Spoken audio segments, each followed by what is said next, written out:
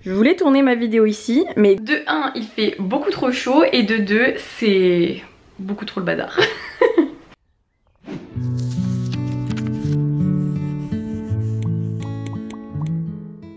Coucou tout le monde! Je vous retrouve aujourd'hui pour une nouvelle vidéo où je vous parle des 6 derniers romans que j'ai lus. Une vidéo que j'ai lue donc. Désolée, le décor est différent de avant, puisque avant il y avait une très jolie bibliothèque derrière moi. Mais promis, bientôt, si vous l'avez vu dans mes précédentes vidéos sur mon déménagement, vous savez qu'il y aura un très beau fond derrière moi. Il faut juste que je me bouge les fesses. Donc je vais vous parler de mes 6 derniers romans lus. Ça a été très compliqué de les retrouver parmi tous mes cartons, tout mon bazar, mais j'en ai retrouvé 5 sur 6. Je vais donc vous parler de Où vont les larmes quand elles sèchent, puis de Kiss the Girl. Je vous donnerai mon avis sur Les coquillages ne s'ouvrent qu'en été. On va parler de Happy Place, puis du roman If He Had Been With Me, et enfin je vous donnerai mon avis sur Une belle vie. On commence avec Où vont les larmes quand elles sèchent de Baptiste Beaulieu, publié aux éditions L'Iconoclaste, qui est un livre que j'ai acheté lors du printemps du livre de Montaigu. J'ai croisé l'auteur et comme c'est un auteur que je suis sur Instagram puisqu'il est médecin et qu'il partage énormément d'anecdotes du quotidien, de réflexions sur la vie, l'être humain, etc., la médecine, je trouve cet être humain extrêmement intéressant.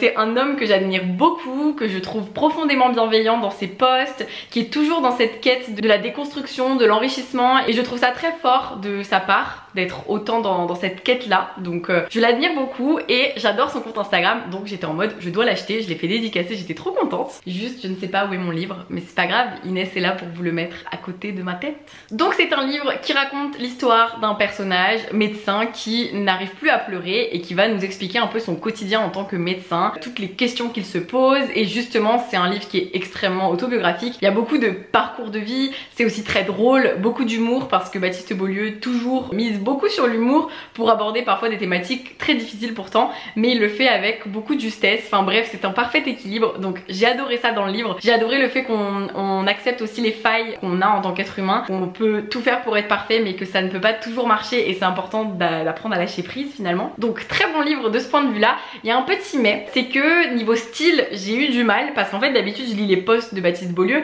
et là ça reprenait un peu cette dynamique, sauf que d'habitude je lis 10 slides d'un carrousel Instagram. Voilà, là comme c'est dans un livre, au début je trouvais ça un peu trop hachuré, un peu trop cru et j'accrochais pas au style, mais finalement au bout de la moitié on va dire, comme je le connais et que j'apprécie beaucoup ses posts, ça m'a plu, ça m'a emporté. Donc même si j'ai pas été fan du style dans ce livre-ci, j'ai été fan des messages véhiculés, de l'histoire, de la personne, du personnage, de l'auteur, donc c'est pour ça que je valide ce livre quand même. Vraiment, allez suivre Baptiste Beaulieu sur Instagram si c'est pas déjà fait. C'est tellement important et même ça nourrit, enfin je veux dire, il donne ses réflexions à lui, mais ça nourrit notre propre réflexion à nous. Ensuite, j'ai lu Kiss the Girl de Zoraida Cordova, publié aux éditions Hachette Heroes, qui est, comme vous le voyez, muni d'un magnifique jaspage et qui est une réécriture de La Petite Sirène. Dans ce livre, on suit Ariel Delmar, qui est chanteuse avec ses sœurs. Elles ont un groupe, les Seven Sirens.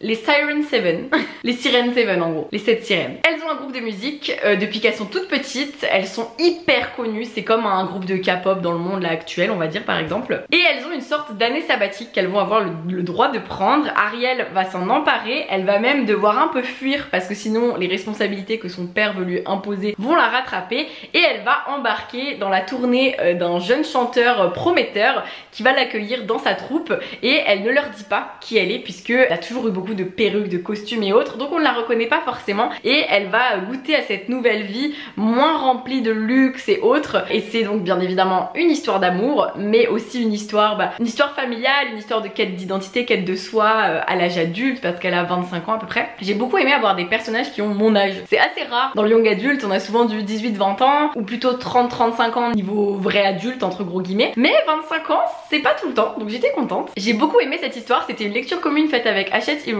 et j'ai trop aimé le lire en lecture commune avec vous. Surtout que je reçois des petits messages des fois beaucoup plus tard en mode ah ça y est je l'ai enfin fini et j'ai bien aimé et tout, donc ça me fait plaisir. Les fans de La Petite Sirène m'ont dit qu'ils avaient beaucoup aimé parce qu'on retrouve plein de similitudes. Moi je connais pas très bien La Petite Sirène, je connais le conte original, je connais pas très bien le Disney, donc j'ai peut-être des petites failles, mais j'ai beaucoup aimé cette histoire. Le seul bémol à mes yeux c'est que la romance elle prend pas mal de place et elle est un petit peu cliché comme les codes de la romance quoi, et moi vous me connaissez, quand c'est les codes clichés de la romance des fois j'ai un petit peu du mal, mais en même temps ça m'a plu. plu. En même temps j'ai aimé cette tension entre les personnages et j'ai beaucoup aimé les personnages secondaires dans cette histoire. Je trouve que chaque membre du groupe est très inclus et très touchant, et ce que j'aime beaucoup quand on fait des lectures communes, c'est que je trouve qu'on détaille d'autant plus ce genre de petites choses dans une histoire, et moi ça m'a marqué. J'ai trop aimé le chauffeur de bus, j'ai trop aimé les personnages secondaires, et c'est ce qui m'a le plus plu finalement, parce que je trouve que tout le monde était bien creusé et ça donne à l'histoire une belle authenticité. Ensuite, pépite, les coquillages ne s'ouvrent qu'en été de Clara Hérault, publié aux éditions Hachette Roman, qui est l'histoire de Phoebe et Lena, qui sont deux sœurs et qui vont passer leurs vacances d'été sur la côte basque. Lena, elle ne rêve que de surf, de plage, et Phoebe, elle peine à reprendre son souffle après une première année de droit très compliquée. Les deux sœurs ne se parlent presque plus et la famille est d'ailleurs au bord de l'implosion, puisque les querelles familiales, les disputes avec les parents, etc. ça fuse dans tous les sens. Lena, durant cet été, elle va rencontrer la sublime Inaya, et Phoebe, elle va revoir Isaac, son premier amour, à qui elle a brisé le cœur l'été dernier. On est sur deux romances estivales, ambiance plage, ambiance mer, ambiance soleil, mais on est aussi sur beaucoup de thématiques bien plus profondes, de quête de soi, de questionnement sur son identité, son orientation sexuelle, de relations familiales, de relations mère-fille d'ailleurs, de relations entre sœurs bien sûr, également d'anxiété, de dépression, de stress, d'études difficiles. C'est vraiment énormément de thématiques abordées dans une seule et même histoire, et j'ai été hyper touchée par ce livre. Bon, déjà parce que c'est Clara Hérault, parce qu'elle écrit divinement bien. Normalement vous avez vu mon avis sur ce livre dans le vlog que j'ai sorti avec ma petite sœur il y a pas très longtemps, et bon bah comme d'habitude Clara Hérault, elle écrit ses personnages avec une justesse qui me prend toujours aux tripes et qui m'émeut profondément. Je me suis tellement reconnue en l'une puis en l'autre. Vraiment, Phoebe et Lena, elles avaient toutes les deux beaucoup de moi, donc j'ai beaucoup aimé ça, j'ai été très touchée, j'ai adoré parce que ouais, je me suis beaucoup reconnue et que du coup ça me semblait un peu être une partie de ma vie à moi et mon adolescence à moi, et c'est très prenant, c'est très bien écrit, c'est très juste dans les émotions que les personnages peuvent ressentir. Pour avoir vécu beaucoup de choses que les personnages ont vécu, du coup je peux d'autant plus le dire, j'ai trouvé ça vraiment proche de la réalité, et du coup c'est d'autant plus bouleversant à lire. Mon copain Nathan, le cahier de lecture de Nathan, a adoré, j'étais ravie, je suis ravie de lui avoir fait lire Clara Hérault et qu'il les ait tous lus en l'espace de genre un mois et demi et qu'il les ait tous aimés. Je crois que celui-ci est son préféré. Moi je pense que Nos plus belles années reste mon préféré, mais celui-là il... De toute façon ils sont tous les trois trop bien en fait. Lisez Clara Hérault, je sais pas, je pense que si vous êtes dans mes abonnés, vous avez forcément lu Clara Hérault. Mettez un petit emoji cœur bleu, que ce soit le bleu foncé ou le bleu clair turquoise, là trop beau, si vous avez lu du Clara Hérault déjà. Comme ça on va pouvoir jauger un petit peu, mais si vous êtes dans mes abonnés et que vous n'avez pas encore lu Clara Hérault, qu'attendez-vous? Ensuite j'ai lu Happy Place de Émilie Henry, publié aux éditions Hauteville, qui est un petit bijou comme People We Meet on Vacation, que j'avais lu l'année dernière, l'année où j'ai découvert Émilie Henry. Je pense d'ailleurs que c'est Émilie Henry qui m'a fait aimer les romances, parce que j'ai découvert à quel point, ok, les codes de la romance ça me saoule quand même, c'est un fait, mais quand les romances sont bien écrites, quand les romances sont pleines d'autres thématiques avec beaucoup de profondeur, avec des personnages hyper humains, hyper touchants, hyper attachants, bah en fait j'aime ça, parce qu'il y a toute une ambiance, il y a tout un contexte, et là pour le coup Happy Place on est vraiment sur un contexte d'été, de vacances, d'amour de jeunesse en plus, et surtout ça parle des amis et des amis qui deviennent la famille, et j'ai trouvé ces thématiques là extrêmement bien abordées et tellement mignonnes tout plein que bref, j'ai trop aimé. Happy Place c'est l'histoire de Harriet et Win qui forment le couple parfait aux yeux de leurs amis, sauf que Harriet et Win ça fait 5 mois qu'ils ne sont plus ensemble, mais qu'ils ne l'ont dit à personne. Ils prévoyaient de le dire à leurs amis lors de cet été dans la maison de vacances dans laquelle ils passent tous leurs étés depuis des années, sauf que cette maison elle va être vendue, et que du coup pour ne pas gâcher le dernier été de leurs amis dans cette maison, ils vont faire semblant d'être encore ensemble. Vous vous en doutez, c'est un bon traquenard cette histoire. En gros moi dans le genre de romance comme ça, ce qui m'énerve c'est que je trouve pas toujours ça très crédible on va dire, mais avec, en fait dans ce livre il y a vraiment eu une grosse partie au milieu où j'étais en mode genre discuter, parler, c'est bizarre, c'est pas crédible, c'est pas possible en fait. Mais finalement les éléments qu'on va apprendre au fur et à mesure de l'histoire m'ont fait un petit peu changer d'avis, et en effet c'est peut-être un peu crédible. Un peu. Mais je reste sceptique sur certains points, mais ça reste une histoire que j'ai beaucoup aimée parce que ça aborde l'amour sous plein d'aspects, et ça j'ai trouvé ça très chouette, mais surtout cette omniprésence de l'amitié, de la famille, de l'importance de ces liens qui sont parfois toute la vie de certaines personnes. Moi je vous l'ai déjà dit plein de fois, mais moi mes amis, mon entourage c'est toute ma vie, c'est ma famille, vraiment tous les gens qui sont mes amis le savent, je pense qu'ils comptent pour moi comme ma famille, et que enfin c'est impensable de les penser hors de ma vie.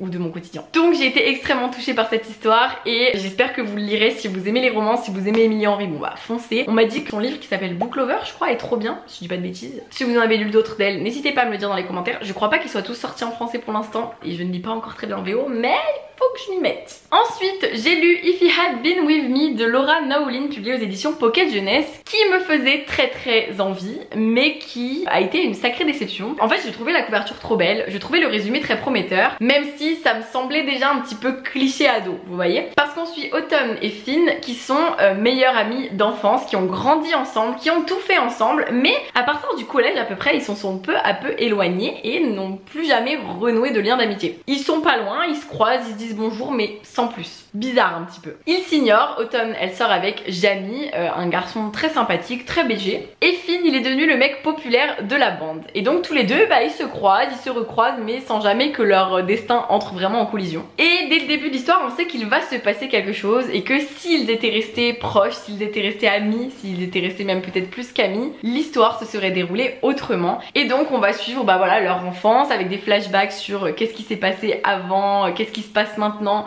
pourquoi ils se parlent plus, est-ce qu'ils vont se reparler, est-ce qu'ils vont se recroiser, est-ce qu'ils vont enfin s'aimer au grand jour ou pas. Je ne vous dirai rien. Ce que je peux vous dire c'est qu'en fait j'ai été super déçue déjà parce que le style est très froid. En fait ça ressemble un petit peu, alors moi je ne l'ai pas lu en entier mais j'ai lu des passages de L'étranger de Camus et c'est très éloigné du récit. C'est-à-dire que c'est un style qui détaille, qui déroule plein d'éléments sans forcément qu'on sente les émotions. Donc déjà c'est assez froid comme style, on se sent pas forcément inclus dans l'histoire et en plus de ça, alors déjà j'ai trouvé ça parfois très cliché, très ado en fait, mais le livre est sorti il y a un moment et ça justifie un petit peu ça. Il est sorti en 2013 et en 2019 donc peut-être qu'elle a réécrit pour certains trucs, mais je trouve que ça fait très vibe 2013 au niveau de la manière d'aborder le couple. C'est hyper hétéronormé, c'est hétérocentré, enfin vraiment la sexualité c'est genre la première fois c'est faire l'amour sinon ça compte pas et tout, et enfin je veux dire à notre époque c'est tellement triste d'aborder les choses sous cet angle là quand on sait à quel point la discussion a évolué à ce niveau là et qu'on est quand même plus ouvert sur ces questions là. Mais bref, sur ça déjà j'ai été un petit peu gênée. Je crois qu'il y a des histoires de grossesse et tout aussi. Non mais vraiment je vous jure ce livre, en fait à partir du milieu je l'ai lu en diagonale et j'étais vraiment en mode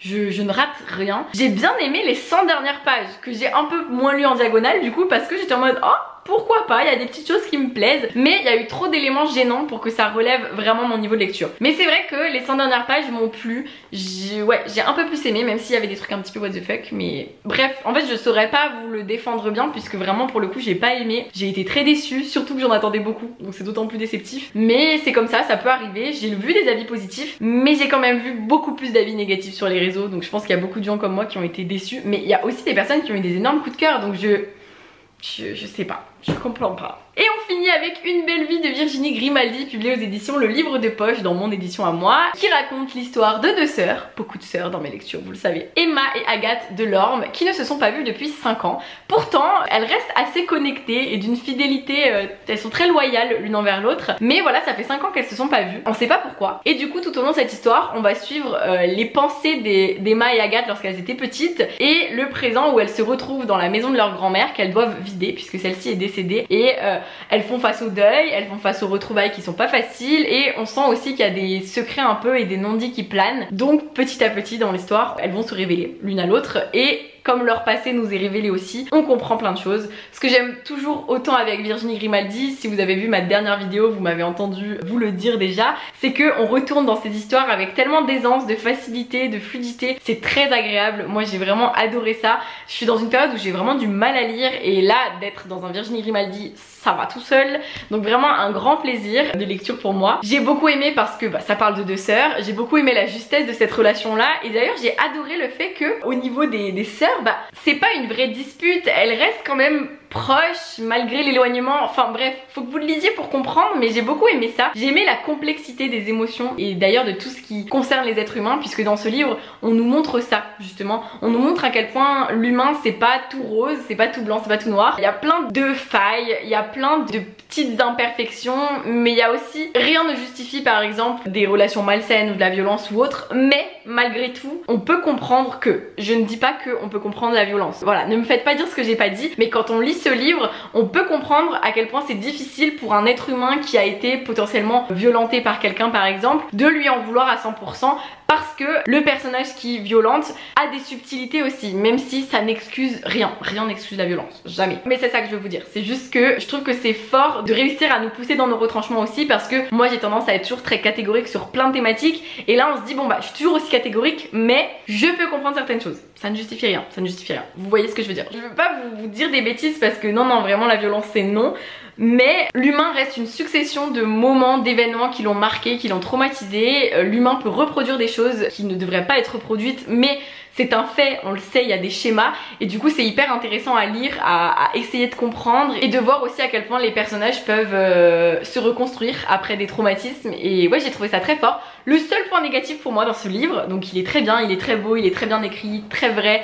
Allez sur mon compte Instagram, si vous ne me suivez pas sur Instagram, déjà qu'attendez-vous s'il vous plaît. Et allez liker mon post sur Une Belle Vie, puisque dedans vous pourrez regarder un petit carrousel de citations. Et les citations de ce livre sont sublimes. Merci Virginie Grimaldi pour ces mots toujours si justes, toujours si au bon endroit, au bon moment. Mais le mais, c'est vraiment les 30 dernières pages. J'ai pas compris, en fait j'ai trouvé qu'il y avait un côté un peu sensationnaliste à ma lecture et que on nous amenait à un côté un petit peu pathos qui était pas nécessaire. Donc j'avoue que j'ai été plutôt déçue sur la fin. Ça n'a pas du tout empêché que pour moi ce livre est une petite pépite que vous devez lire parce que c'est Virginie Grimaldi et qu'elle est trop forte.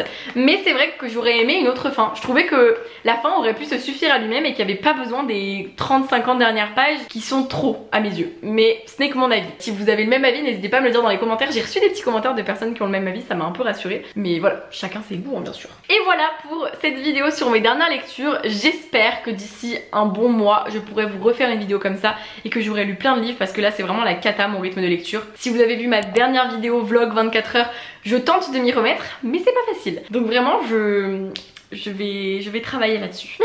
J'espère que cette vidéo vous a plu, n'hésitez pas à laisser un petit commentaire, un petit pouce, à vous abonner si c'est pas déjà fait. Je vous fais plein de bisous, je vous dis à très vite pour une prochaine vidéo et passez de très belles lectures d'ici là. Bisous.